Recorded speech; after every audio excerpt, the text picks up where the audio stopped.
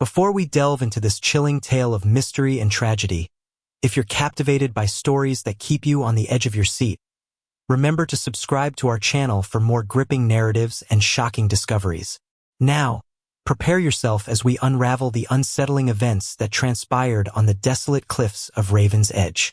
The wind screamed across the jagged cliffs like an invisible predator, clawing at the darkness that blanketed Blackwood's summit.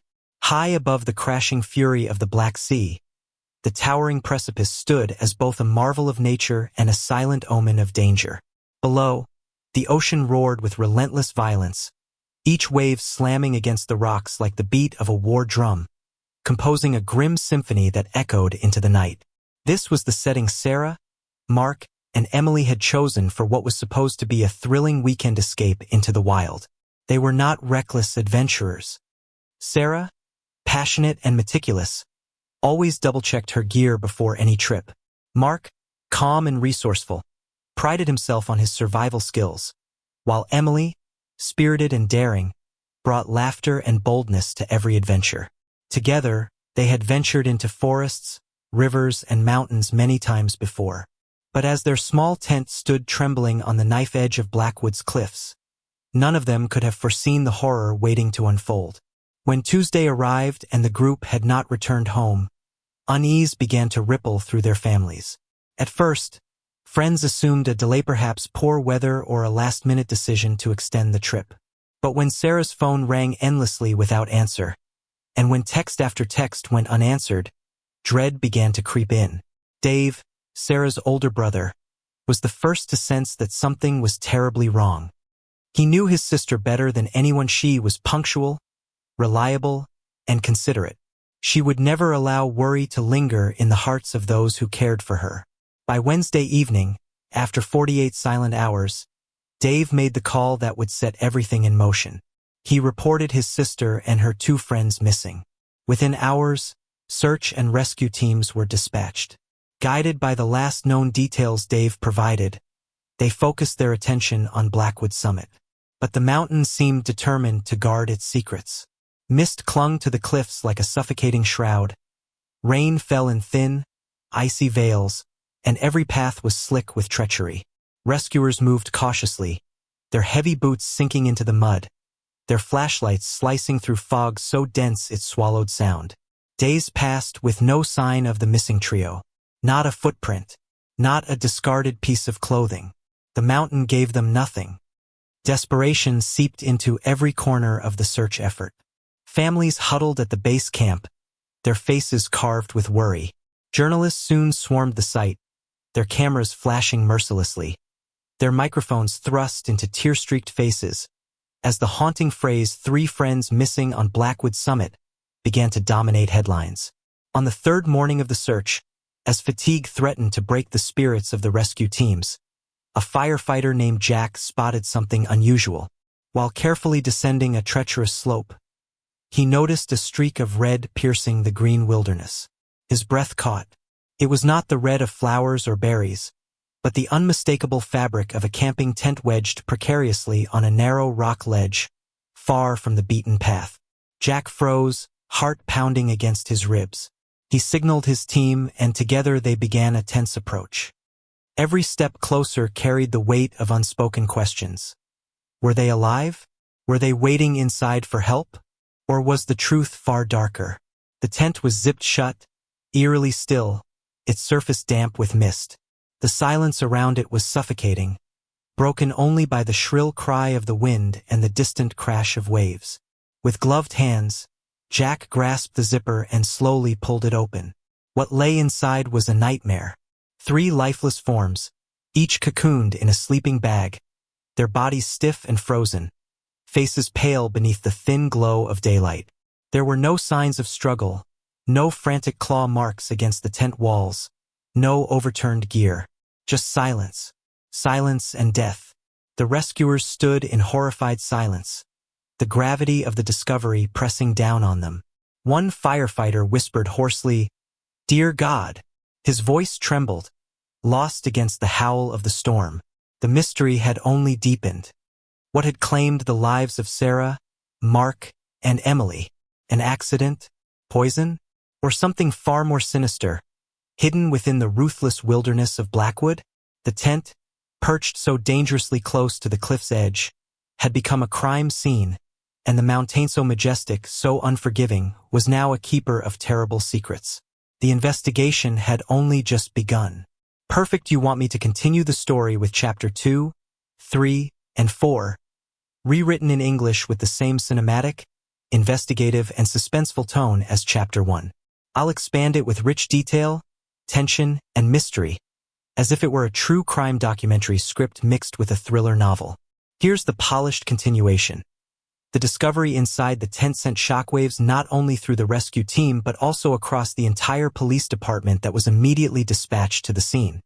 Sarah, Mark, and Emily, 3 vibrant young lives, were found lifeless, sealed inside their sleeping bags. Their faces were pale, their stillness absolute. There were no obvious signs of violence. No blood, no torn fabric, no weapons, no frantic scratches on the tent walls. The quiet neatness of the scene was, in itself, unsettling.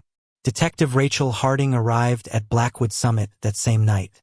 Known for her razor-sharp intuition and almost obsessive attention to detail, Harding had worked some of the state's most disturbing cases. As she stood before the tent, illuminated only by the harsh beams of floodlights cutting through the mist, she felt the familiar tingle at the back of her neck, the sense that something about this scene wasn't right. The forensic team began their work with the precision of surgeons. They noted the position of the bodies, the arrangement of supplies, and the state of the environment. Sarah, Mark, and Emily appeared to have died in their sleep. Their sleeping bags were zipped all the way up, their arms resting peacefully by their sides. Almost too peaceful, one of the forensic technicians murmured as he recorded details. Harding crouched near the tent's entrance. Her eyes fell on a small heating device, powered by a battery pack but designed with a tiny fuel combustion chamber. It was now cold, lifeless. "Check this," she ordered flatly. "Find out if it was operational, and tell me what kind of fuel it used." The team obeyed, carefully bagging the heater as evidence. As the bodies were examined under harsh lamplight, a pattern emerged. Each victim had lips tinged faintly blue, skin mottled with a soft purplish hue, and an expression that seemed simultaneously serene and suffocating. A chilling detail began to crystallize in Harding's mind. "Cyanosis," whispered a forensic doctor. This looks like carbon monoxide poisoning." Harding's pulse quickened. Carbon monoxide, the silent killer. Colorless, odorless, tasteless. A predator that crept in unseen and smothered its victims while they slept. If the heater had been running inside the sealed tent, the explanation was simple and devastating. The preliminary lab results came back within hours. CO levels inside the tent were lethally high. The small heater had been left running until its fuel was spent, turning the tent into a sealed chamber of death. Officially, the cause of death was ruled as acute carbon monoxide poisoning. The media wasted no time. Headlines declared a tragic accident. 3 campers die in Blackwood Summit mishap. The public sighed in collective grief. Commentators painted it as a cautionary tale about the dangers of inexperience in the wilderness. But Harding's instincts refused to settle. She lingered at the scene long after most had left, the icy wind tugging at her coat. "They were experienced campers," she muttered to her partner, Detective Ben Carter, a seasoned investigator with a pragmatic streak. Sarah had survival training. Mark knew this terrain better than anyone. They wouldn't have made such a rookie mistake. Ben exhaled, his breath a fog in the night. Maybe it wasn't a mistake. Maybe it was desperation. Blackwood's winds cut like knives. They could have been freezing. Or, Harding's eyes narrowed as she studied the perfectly ordered backpacks, the untouched food, the tent zipped meticulously shut. Someone else made the decision for them. The possibility lingered like poison in the air. The meetings were never going to be easy. Grief sits at odd angles in a room. It makes the air thick, the light too bright. Every question sound like an accusation. Detective Rachel Harrow knew this and walked in softly anyway, shoulders low, voice even, recorder off until invited. She wasn't there to pry open wounds for sport. She was there because 3 bodies in a tent don't simply arrange themselves, and because the way those 3 lives ended had left behind a shape that didn't fit the word accident. Dave Caldwell looked older than his driver's license would admit. Sleep had ground him down to a paper-thin version of himself. He sat forward on the edge of the couch, elbows to knees, fingers laced and white at the knuckles, as if bracing for impact. Sarah wasn't reckless, he said, before Rachel asked anything at all. She was vigilant. Checklist on the fridge, emergency kit in the trunk vigilant. Survival courses, 3 of them. She taught a class at the rec center on backcountry safety. She didn't forget the basics. Rachel nodded, letting the words establish their own gravity. That matters, she said. It matters a lot. He told her about his sister in small, exacting details. How she rotated batteries in her headlamps every 3 months, how she carried a carbon monoxide alarm on her keychain for demonstrations, how she annotated maps, how she triple-checked weather advisories. With each detail, the clean narrative of a tragic mishap, 3 campers overcome by CO from a heater lost a shade of plausibility. The medical examiner's preliminary tox screen had flagged elevated carboxyhemoglobin levels. Yes, but elevated did not mean inevitable. Something had to convert ordinary caution into catastrophe. Did Sarah have any conflicts? Someone who resented her? A recent argument? Anything like that? Rachel asked when Dave's voice finally thinned out. Dave stared down at his thumbs. Jack, he said. Jack Bennett. They dated on and off. He's intense. Jealous. He'd follow her sometimes, even after she ended it. I told her to file a report, but she always said it wasn't worth the drama. Rachel felt the click of a mental tumbler. Jack Bennett, the same first name as the firefighter who'd radioed in the tent. Coincidence? Maybe. Or maybe the universe had a dark sense of irony. She kept her face neutral. Do you have his number? Last name, address. Dave pushed a contact card across the table. He's at Station 7. Volunteer, but he's there a lot. He found the tent, didn't he? I saw it on the news. He was part of the team, Rachel said carefully. We'll talk to him. Next came Emily's circle. Classmates from the community college, an old roommate, a coworker at the bakery. The pattern that emerged wasn't a biography so much as a weather map, undefined pressure system moving just off the coast. Emily had always been quiet, gentle to the point of vanishing in a group photo. But lately she'd been jumpy, ignoring unknown numbers, walking to her car with keys threaded between her fingers, pausing mid-conversation to scan the street behind her. She told me someone was calling. Threatening, said Mariah, the roommate. She twisted a hair tie around her wrist until it snapped. She said it was about something from her past, a mistake. I asked what, and she just shut down. Said she was handling it, but she didn't look like she was handling anything. Did she save any voicemails? Rachel asked. Maybe. She kept her phone glued to her. She started sleeping with it under the pillow. Then Mark. Steady, patient. A man who preferred tide charts to party invitations. His parents showed Rachel the neat desk in his boyhood room as if the order itself were testimony. He'd been cataloging samples for a study on nearshore anoxia along the Blackwood headland algae blooms, oxygen depletion, the mathematics of suffocation in water. He suggested they camp out there, Mark's father said, chin trembling. Said the stars were better than any telescope and the cliffs break the wind. Did he mention anyone giving him trouble? Anyone opposed to his research? Rachel asked. Not to us, but he got quiet when grant money was delayed. Said sometimes people with money don't like what science finds. Threads. An ex-boyfriend with a possessive streak. An anxious woman stalked by her own past. A researcher whose work might irritate the wrong donors. And a clean, plausible mechanism for death CO in a sealed space that fit like a glove until you looked at the knuckles and saw blood. On paper, the tent was a sealed chamber with a heat source and sleeping bodies. But in the autopsy photos Rachel forced herself to glance only in flashes. The muscles around the mouth and eyes had contorted as if startled. As if the last image their brains registered wasn't sleep. Sarah had defensive bruising along one forearm, The kind you get when you wake too late and push against a canvas wall that will not answer back. She went back to the cliff. This time Rachel didn't go alone with a notepad and an ache between her eyes. She brought a scene team with a van full of quiet miracles. A tripod laser scanner, electrostatic dust lifters, a handheld 3D imager for shoe impressions, drone mapping for microtopography. A K9 unit waited on the trailhead, the dog bright-eyed, paws restlessly drumming the gravel, a nose looking for a story. They reset the perimeter, even though the wind had scoured most debris and the rescue crews had trampled what the wind didn't. The tent was gone. The flattened rectangle of grass where it had been looked like a missing tooth in the Cliffside smile. The world smelled like salt and kelp and the penny tang of rust. Work outward in a spiral, Rachel told them. Think about someone watching.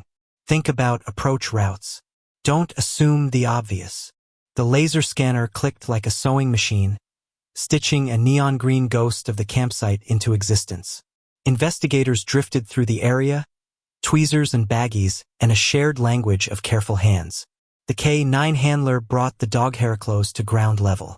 Hera inhaled the dirt, cocked her head, then pulled left, away from the scuffed rectangle and into scrub. Here, said Alvarez, the imprint tech. He had settled into a crouch by a dark patch beneath a choke of low, salt-bitten shrubs. He was holding his breath the way divers do. The print wasn't photogenic. It was shallow, its edges blurred by the wind and an overnight dew. But the 4-foot flare and the lugs were legible enough. Alvarez slid the imager into place. Mid-height hiking boot, he murmured. Deep heel breast, semi-curved last. If I had to guess, men's 11 to 12. Not the size 10s we logged from Mark, not the 8s from Emily, not the 7s from Sarah. A foreign footfall. One print is just a ghost. 2 prints make a path. They found a second partial 4 feet farther, on a thread of bare earth between clumps of thrift. After that, the ground went to shale and shadows. Bag the area, Rachel said, and flag the bearing. Somebody stood here, watched them go in, or watched them die. Under another tuft of brush, barely kissing the surface of the soil, was a cheap metal lighter. Nothing elegant, flat-sided, refillable, the kind sold in blister packs at gas stations. An etched design on the case had worn to a thin suggestion of what might have been a shark or a wave. No obvious fingerprints, only film. They marked its position, photographed it, bagged it. Looks old, Alvarez said. Or carried by someone who doesn't plan to keep souvenirs, Rachel said. She did not say. Or carried by someone who smokes through their thoughts while they wait for a tent to turn into a coffin. They ran the drone along the cliff edge and filmed for microdepression places a person could lie prone and observe without silhouette. They found one indentation the size of a torso, a slight flattening in grass nothing but an eye would notice. It faced the tent site with casual intimacy. Back at the station, in the interview room with the off-white cinderblock walls and the ringing silence, Rachel faced Jack Bennett across the table. He was broader than his turnout gear had made him seem, his hands the hands of someone who lifted heavy things for a living. He kept his gaze direct, not defiant but steady, like someone accustomed to heat. You dated Sarah Caldwell, Rachel began. We were over, he said. We argued a lot. I didn't handle it gracefully. Did you follow her after the breakup? He exhaled. Sometimes. I didn't like who she hung out with. I thought Mark was controlling. I wanted to make sure she was okay. I know how that sounds. It sounds like you didn't let it go, Rachel said. You're also the firefighter who reported the tent. I was on duty. We got a call about hikers who missed their check-in. We went up with search and rescue. My team's GPS logs, radio traffic they'll all show where I was and when. They did. Dispatch had stamped every transmission. The engine's unit locator pinged at clean intervals, a breadcrumb trail written in coordinates. Rachel requested dashcam footage from the lead truck. She watched headlights cut a trembling lane through fog. In the audio, Jack's voice sounded tired but unremarkable. Do you own a hiking boot? Men's 11 or 12? She asked. I'm a 10, he said. You can measure me. Do you smoke? No, a beat. My father did. I hate it. She watched his pulse climb at his throat when she told him a lighter had been recovered. It might have been fear. It might have been the normal spike a person gets when a conversation turns from breakups to bodies. Either way, he didn't break. He offered up his phone voluntarily. He signed a consent for his boots. He looked like a man who knew he was the obvious suspect and had decided the only way out was through. Rachel didn't clear him. She didn't arrest him. She put him in that restless category reserved for people who activate trouble in rooms. The orbiters, the ones whose gravity tugs at events without being the event.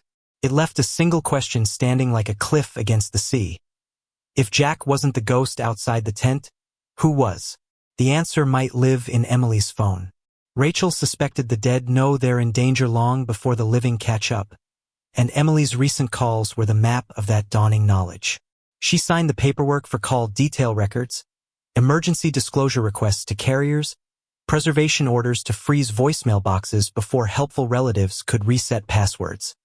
In a case with this much heat, time and entropy were co-conspirators. Both needed to be locked out.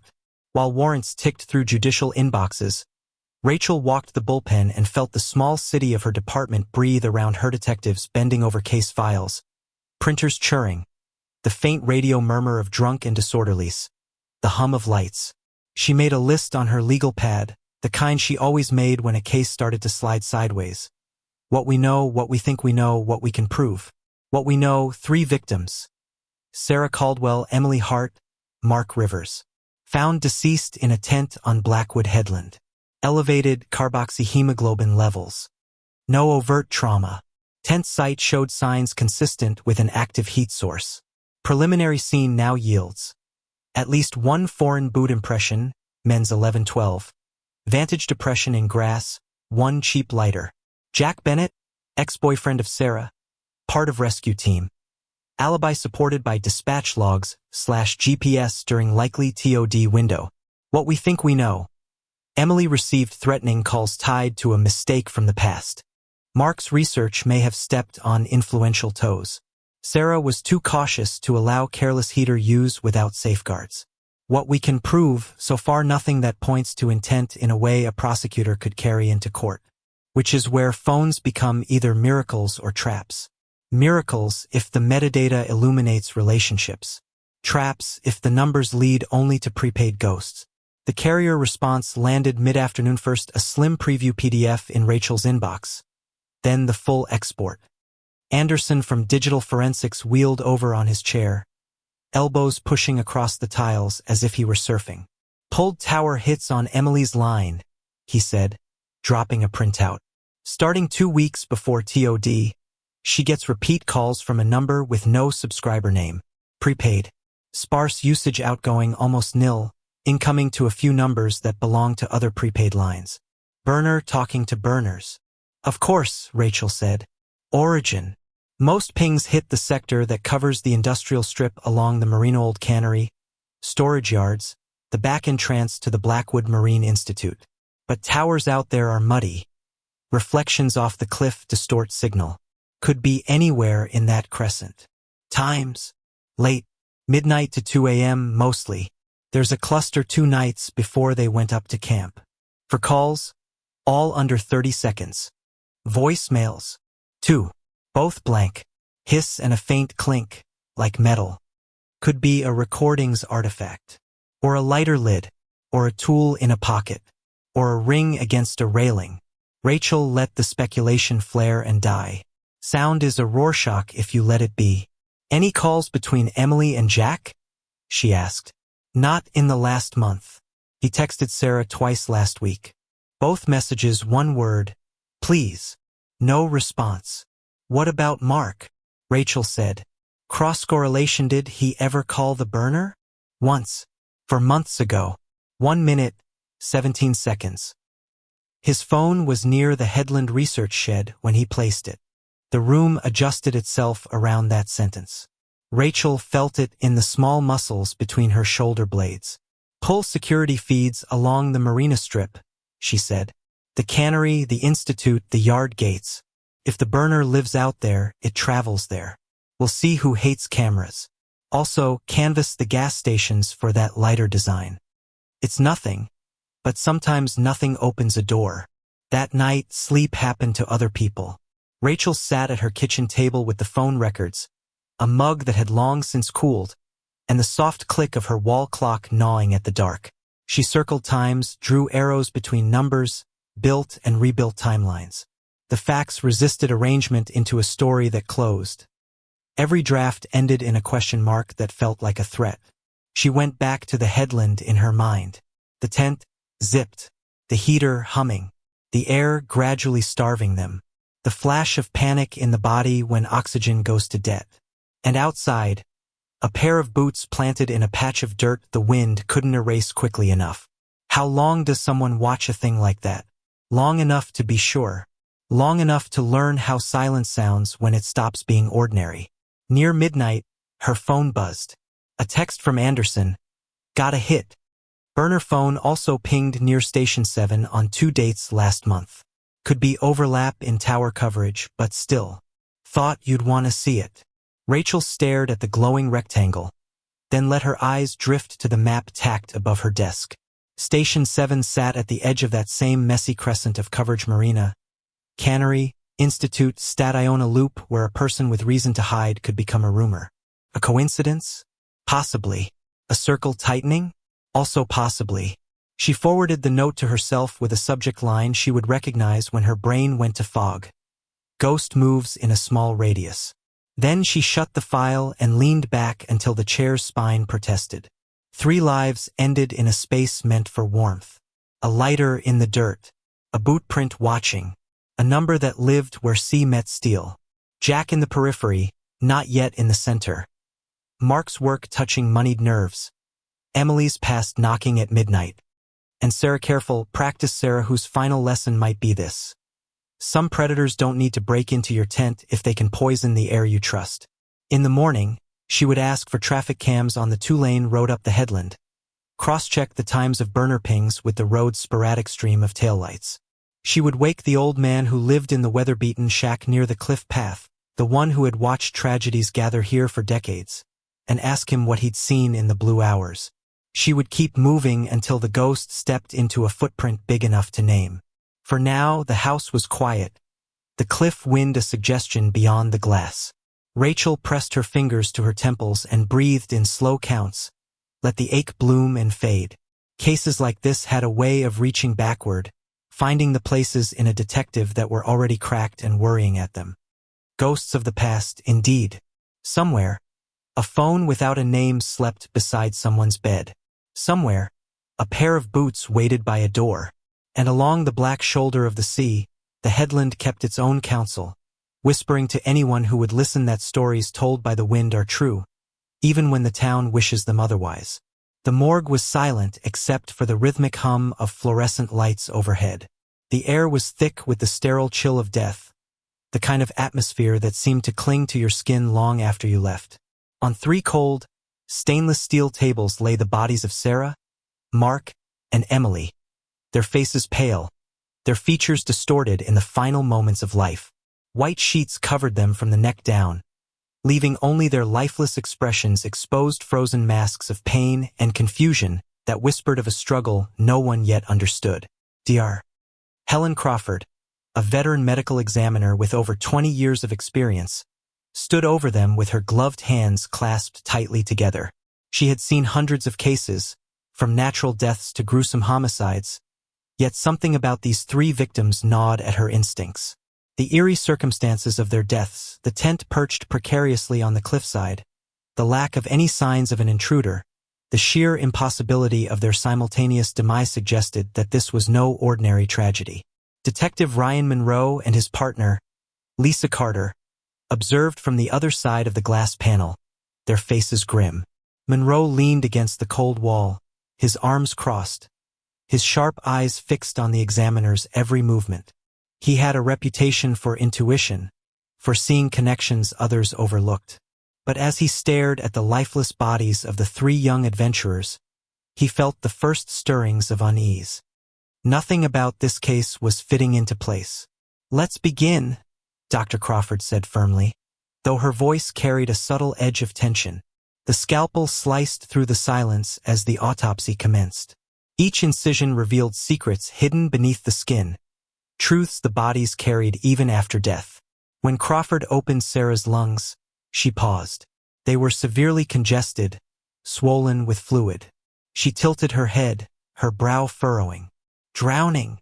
Detective Carter asked over the intercom, her tone tentative.